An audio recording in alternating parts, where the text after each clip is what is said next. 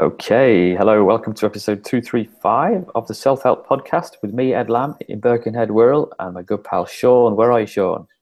I'm in sunny Qatar, Is where it the sunny? sun is just setting. It's just setting now. Do Just you get setting the down do you over the get sea.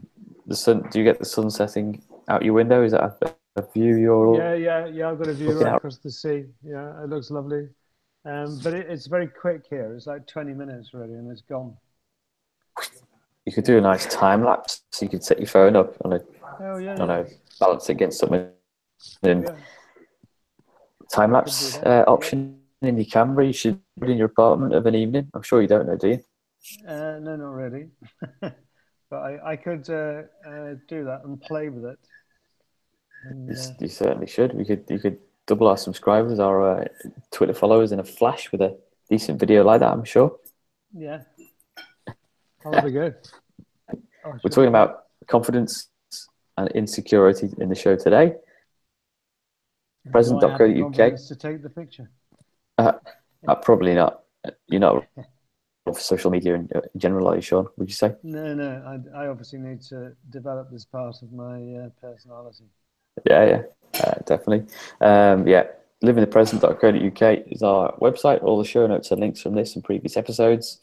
Sign up in the little email box, stick your address in there, and we'll send you some free meditation files and a discount code for our book, which will make a lovely little Christmas present. I'm sure you'll agree.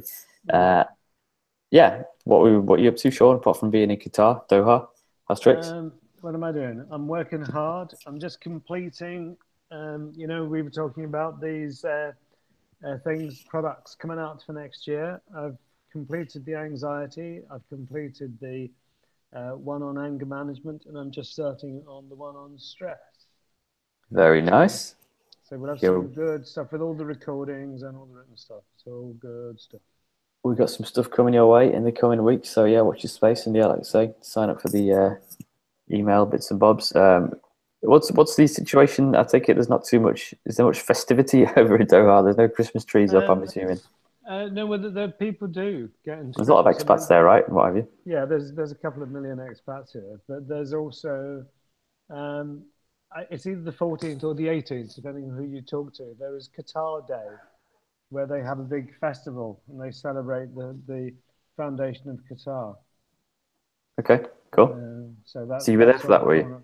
Well, that's on. If it's the 14th, then I will. If it's the 18th, no, I won't.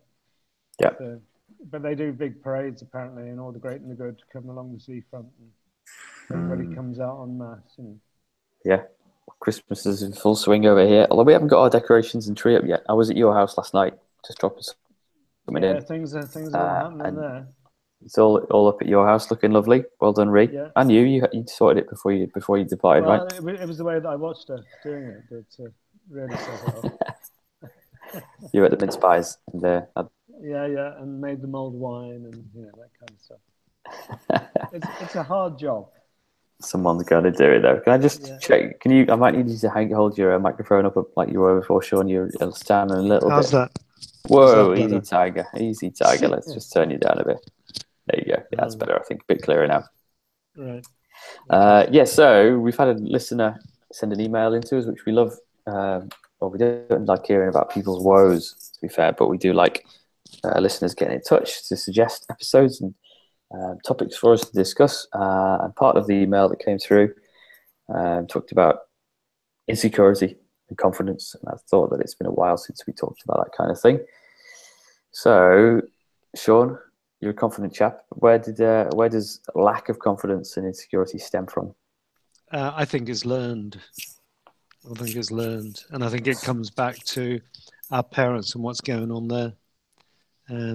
So, in the situation you're in with your kids, you've got big responsibilities to. No pressure. Yeah, but if it's going to be down to your lads are going to be able to express their confidence relative to how they are brought up at the moment, and that's a big deal, isn't it? Big time.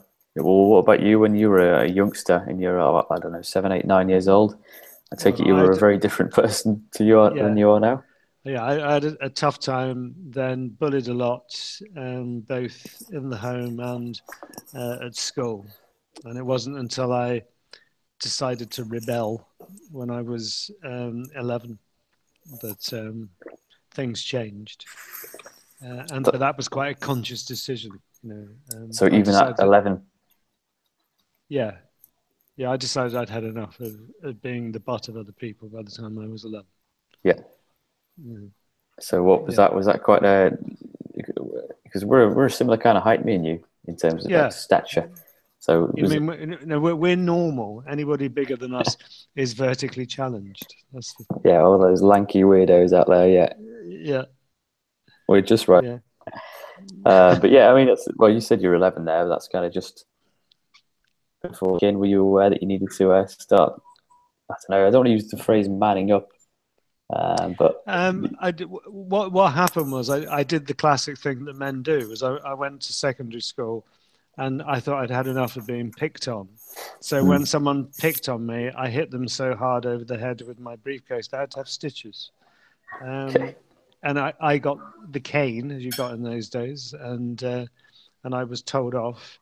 But it was one of the best things that I ever did in terms of the fact that they left me alone after that. People didn't come anywhere near me. Yeah, it wasn't worth the effort. Don't muck with that. Don't mess around with that little fella. Yeah, and that was a good lesson, really, because it was a lesson in what I would now see as absolutism. It's like there are times when you do have to be absolute and say, no, that's it, that's enough, I'm not doing any more, kind of stuff.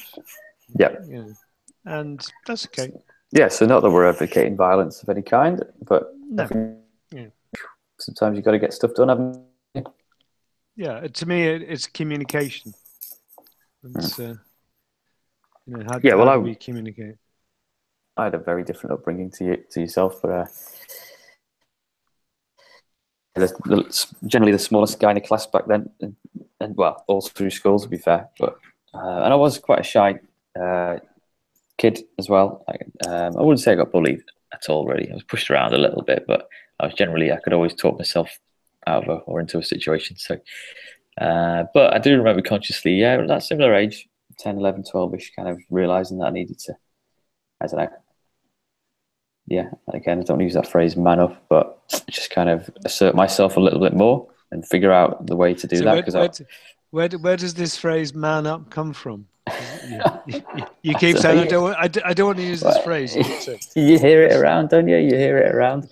But we're living in the age of gender equality and what have you, which I fully endorse. But yeah, I mean, when I wasn't whacking anyone over the head with briefcases like you were. I was kind of trying to learn how to kind of be a bit more diplomatic and verbal, win favor with the bigger boys. So if the phrase for men is "man up," then what phrase would women use? What would it mean to woman up? That doesn't make sense at all. It's certainly not a phrase I'm familiar with. So I don't know what is the female role or the female way to kind of grow or be more confident in a situation. I'm not sure whether there is one. Maybe womaning up would be being more sensitive. Maybe, I don't know. Maybe would it be being emotionally intelligent? Maybe. Yeah.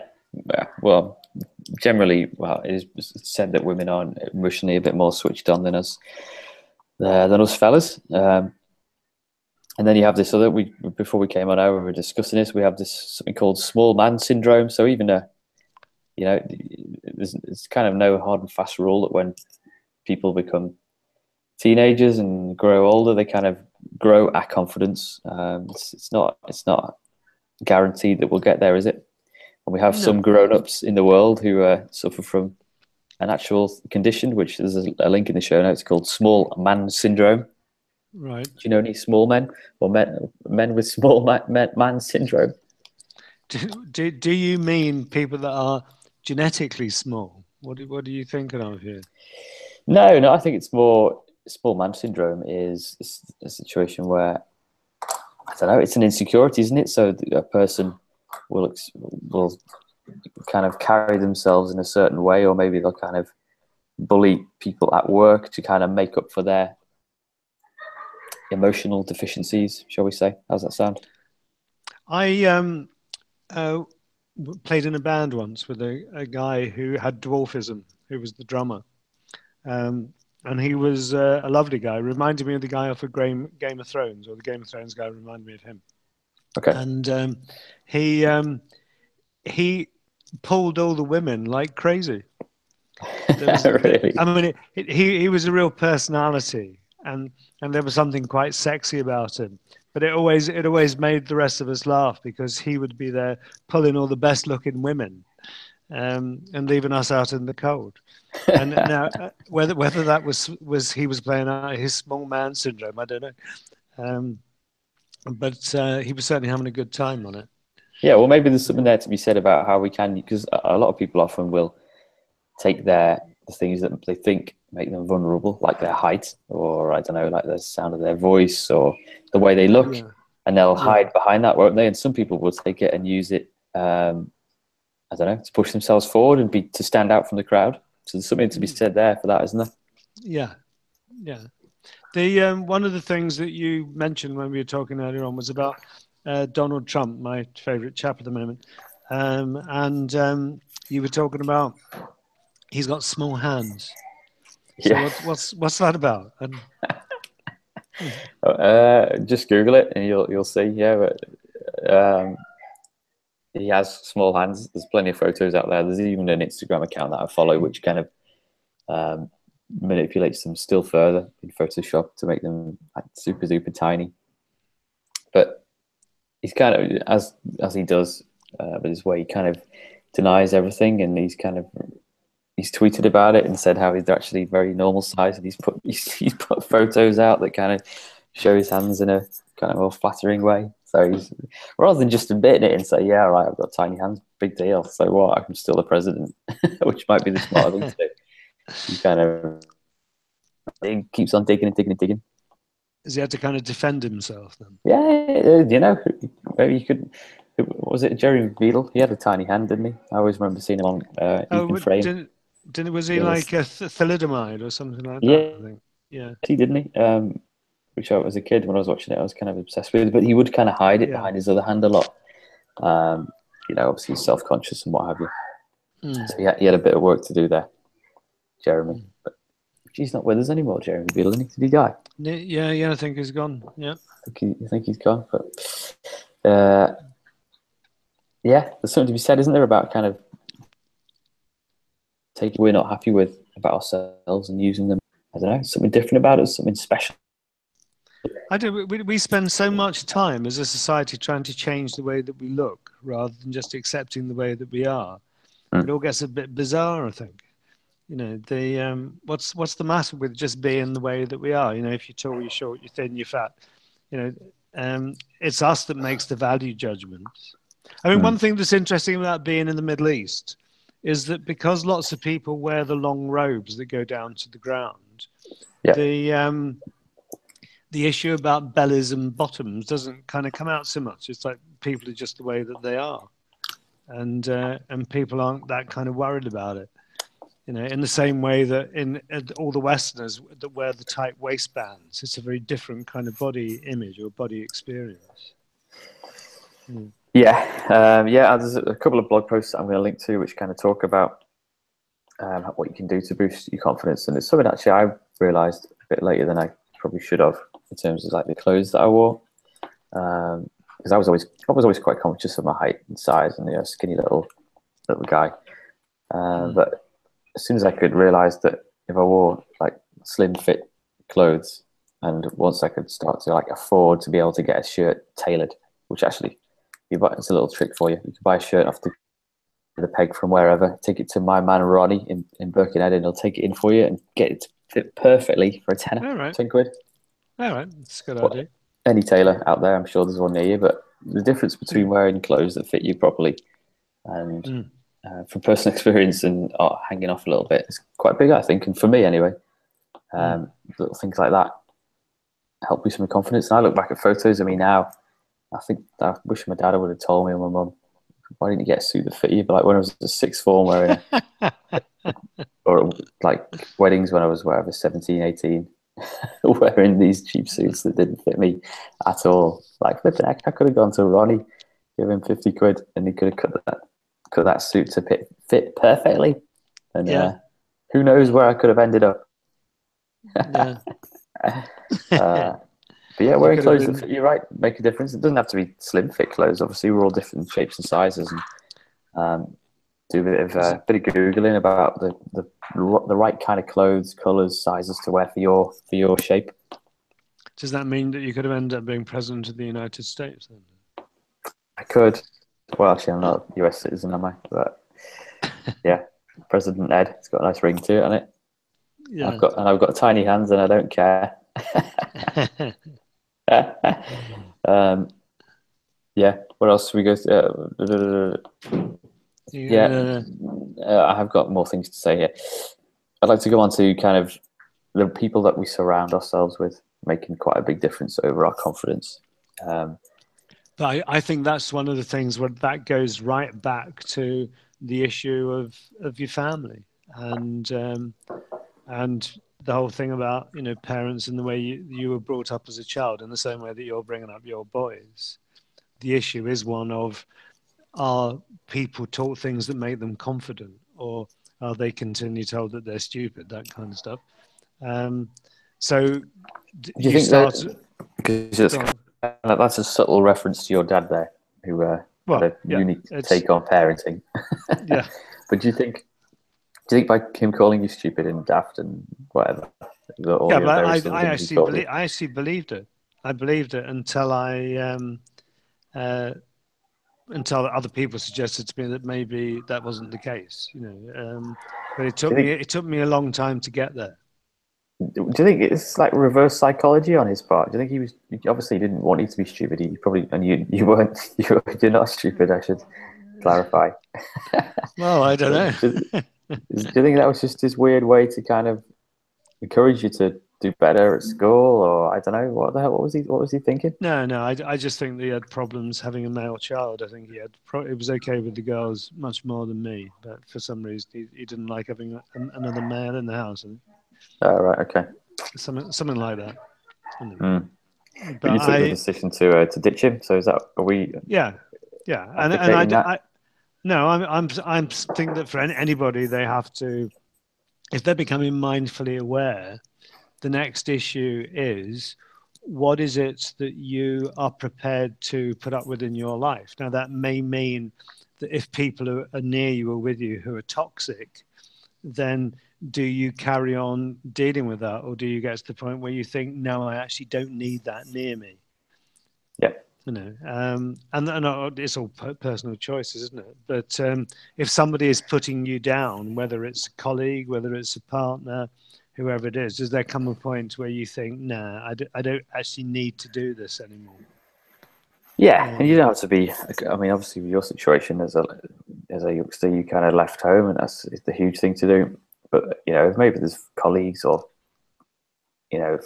just more distant family members that you don't have to kind of move out from. You can just kind of speak to less initially, and then someone you might see every day or speak to every day, you just kind of start dialing it back a little bit and spending that time with other people that you think are going to be more helpful. If you're in a situation where the people that you're with, say you're in a working environment, and those people are pretty kind of toxic, what do you do? Do you sort of put up with it time after time, or do you get to a point where you think, no, it's time to go? Now, I meet lots of people and it always amazes me about the thing that human beings have this massive capacity to put up with the most crazy behaviors on the part of other people, and they just carry on doing it year on year. And it's like, why would you do that? And it always amazes me that people do, but why would you? We were talking there about people in your life to get rid of. What about, can loneliness lead to?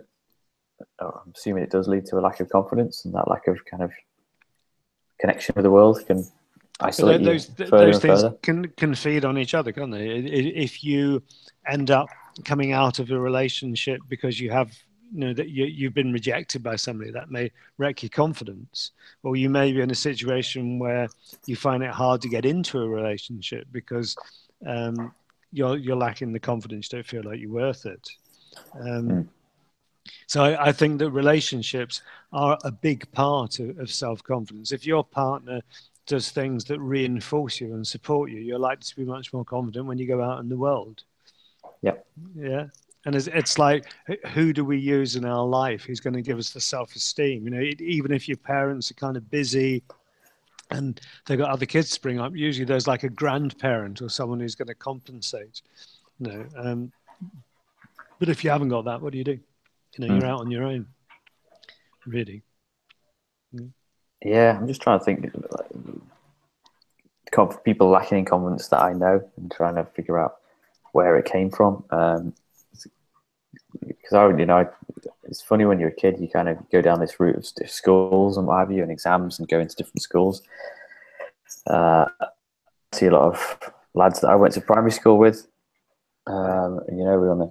We were pals and all that, and then we went our separate ways at secondary school. I went to the grammar school and all that, and passed the exams. But a lot of the guys that didn't make the grade and weren't academically, inverted commas, up there, aren't as confident now as I am, maybe, and a lot of the pals that I met at grammar school. But does that mean that when we use a streaming situation at school, does that mean that the fact that you're streamed in lower streams is likely to affect your confidence later in life? Surely. Must be, yeah, because you got that initial hit, because I did the 11 plus and passed it. And then, but no, a load of people I went to primary school with didn't pass that. It's an instant kind of whack on the head, isn't it? That you're not up to scratch, and that's the age of whatever, 10, 11. So what kind of a message is that sending? And my lads are going to be doing that in 5-6 years, and they were kind of umming and ahhing about whether it's a good thing or bad. But ultimately, you want your kids to get on, don't you? And But if the deal is that if you at that age you don't make the grade, you're seen as being a failure. Does that mean that that you then carry that forever? Yeah, no, well, it doesn't have to be, because I know loads of lads as well that didn't pass the 11 plus, and they're doing really, really well now. My brother-in-law, case in point, he didn't, and he's a commercial airline pilot now. He's absolutely beast in life, but a reasonably confident chap as well. But not over the top, obviously. I think that when you lack confidence in the way that we're kind of looking at here, I think it does go back to the Live in the Present book. It does go back to those steps, and it's like starting off with getting rid of all the negative influence out of your life, and then from there, because one of the issues is, because one of the things on the course always is, what do you want? What do you really, really, really want? And if you don't know what you want, because you've never really allowed yourself to look at that, because you don't give yourself that value, then you're likely to be in a position where you're never going to get what you want, because you don't know what it is. You've never allowed yourself to look at it in that way. So I think that if you need to do a rebuild because you lack the self-confidence, then you do need to go back to a program like the Live in the Present program and reprogram yourself. Start from the beginning, work your way back out and change it, make it different. Yeah. A couple of the points that cropped up in 2 of the articles I'm going to share are about goal setting, but it kind of highlights the importance of not setting too lofty a goal initially, especially if you're struggling with confidence. Because just set little tiny goals, little changes to your routine, and it can give you that. You then prove to yourself that you're a failure. If you exactly. You've got on your list here self-defense, and exercises are mine as well, in terms of keeping your body in shape and staying fit and healthy. But self-defense is more kind of a learning to be able to take charge of a situation. Well, one of the things that I used to do, but he doesn't do it anymore, was that David, who is our friend David, who is a black Yeah. belt in karate, also ran a kickboxing club in Denby. And I sent quite a few people there, women and men, to do kickboxing training to build their confidence up, especially when they've been bullied. And because David is David, he did it very, very well. And he it worked really well as a therapy for them. Right. Yeah. Beautiful. Yeah, no, love Dav. I'll stick a show. He's got symbolsoflight.co.uk is his Yeah. website, and he's had a book out that I helped him design recently. So I'll give him a shout out to that on the in the show notes too. Good old Dav. Yeah. So what's is about the book is his book actually up for sale at the moment? I'm not sure. I'm trying to think how we did it. I think he just got a certain amount, really small amount printed. You might be able to buy it actually as a digital copy on Blurb. That would be good. That would be good. Yeah, so I'll try and find a link. Yeah, I'd like to support that. Yeah, we need to get Dav on the show actually to talk more about the work that he's doing. I think if you're out there, Dav, and you're listening, give us a shout. Yeah, sounds good. Yeah, and you've got this last thing on your list about maintaining your own space. Yeah, the one of the things about lack of confidence is we tend to get squeezed out of things. And it's easy to kind of hide in the corner. You know, like if you go to a party and you're the person who sat in the corner being quiet because you lack the confidence to actually get out there and be in it with everybody else. And one of the things that is very, very important when you're looking at the whole confidence thing is we need to claim our space back. And I always like the thing of the samurai warriors or people that do karate, where they open their arms and turn around in a circle to create a space for them to fight in. And it's like that. There's times when you need to create a space in the world so that you've got enough space to work in, so you can create what you want, you know, and get other people out of the way so they don't impinge on what it is you're trying to do. Yeah. Lovely. Okay. Do you want to move on to resource of the week or anything else you want to discuss? No, I'm cool. The I'm going to put up the Paul McKenna, I Can Make You Confident book. I don't think Paul McKenna can make you confident, but one of the good things with that book is his disc that comes with it, and he does the binaural alternate ear work, which is really effective.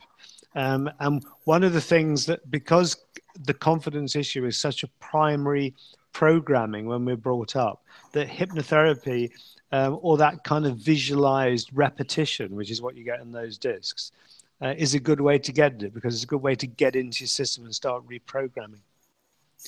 Cool. So, Paul McKenna. Beautiful. All right. Yeah. Mine is a video on the dolectures.com, which I used to watch these all the time, and I haven't seen this one in a while, but I remember watching it ages ago. It's a chap called Steve Edge. He talks about why you should have a party every day. He's obviously quite a confident chap, good, successful business person, but severely dyslexic.